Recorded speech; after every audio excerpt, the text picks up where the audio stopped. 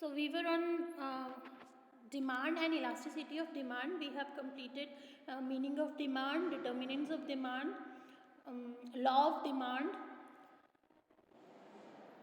demand schedule, types of demand schedule, individual demand schedule and market demand schedule. Now your next topic is demand curve. A demand curve is a locus of points showing various alternative price quantity combination. It shows an inverse relationship between price and quantity demanded. It slopes downward to the right.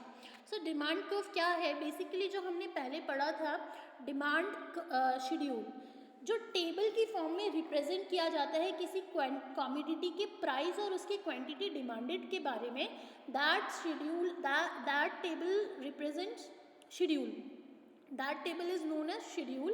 And उसी table को जब आप graph में represent करते हो, that graphical representation is known as curve and that represents that information is about demand, so that will be known as this demand curve. ठीक है, तो डिमांड कर्व में आप ग्राफिकल पॉइंट्स को डिनोट करते हो और उस कर्व को कहा जाता है डिमांड कर्व. ठीक है, और डिमांड कर्व क्या शो करता है? डिमांड शेड्यूल शो करता है, जो कि लॉ ऑफ डिमांड ने भी कहा था. क्या? दैट प्राइस जब राइज होता है तो क्वांटिटी विल फॉल, और यही दोनों के बीच में inverse relationship between what price and quantity demand show करता है. और इसी वजह से जो डिमांड कर्व है वो डाउनवर्ड स्लोप होता है from left to right. Now it is of two types, individual demand curve and market demand curve.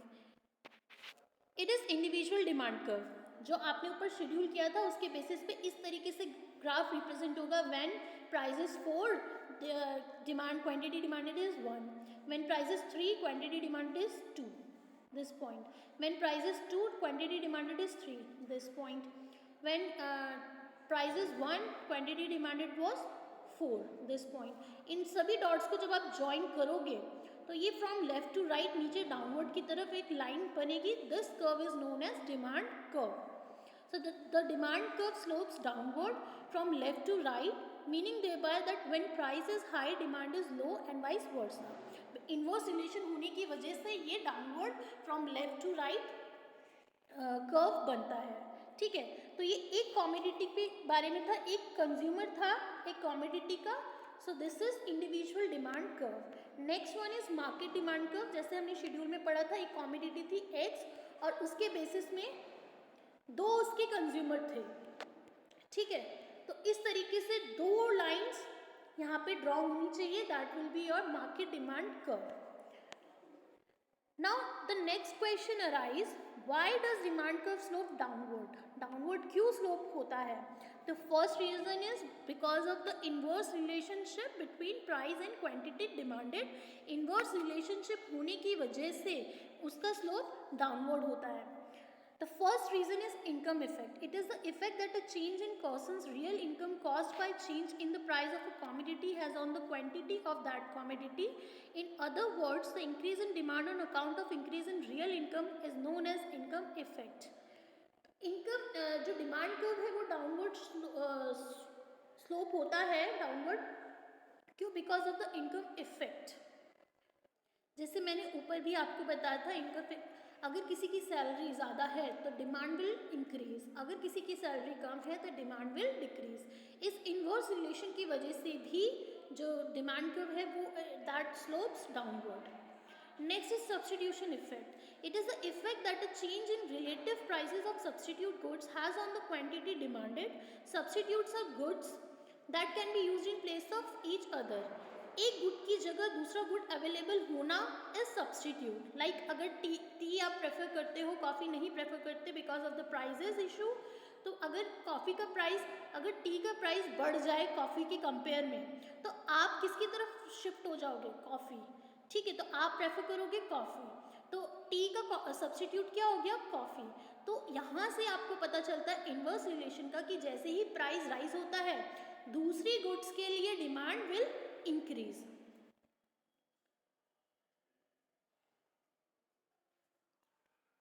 Now different uses. Demand for commodities with alternative uses tends to extend consequent upon the fall in their prices.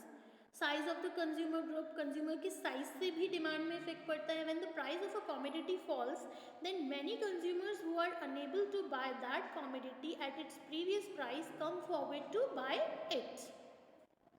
Now there are some exemptions to law of demand. These are, first one is article of distinction or Veblen goods. Article of distinctions वो goods जो कि बहुत ज़्यादा costly हो, precious हो, उन goods को article of distinction कहते हैं. तो law of demand in goods में एप्लीकेबल नहीं होता क्योंकि कुछ गुड्स वैल्यूएबल होते हैं, इनके प्राइस राइज होने पर भी इनकी डिमांड राइज होती है. जैसे डायमंड हो गया, गोल्ड हो गया, जितनी भी प्रीशियस ज्वेलरी होती है, इनके प्राइस बढ़ने पर भी इनके डिमांड पे असर नहीं पड़ता, वो भी इंक्रीज ही होते हैं. Next is ignorance. Many a time consumer out of sheer ignorance or poor judgment consider a commodity to be of low quality of its price is low and of high quality of its price is high.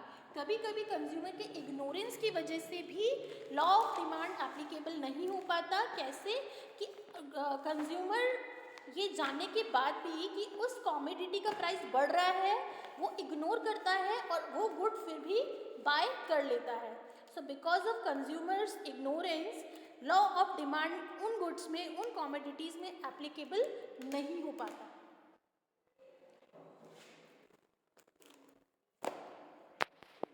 Next is exceptions to law of demand.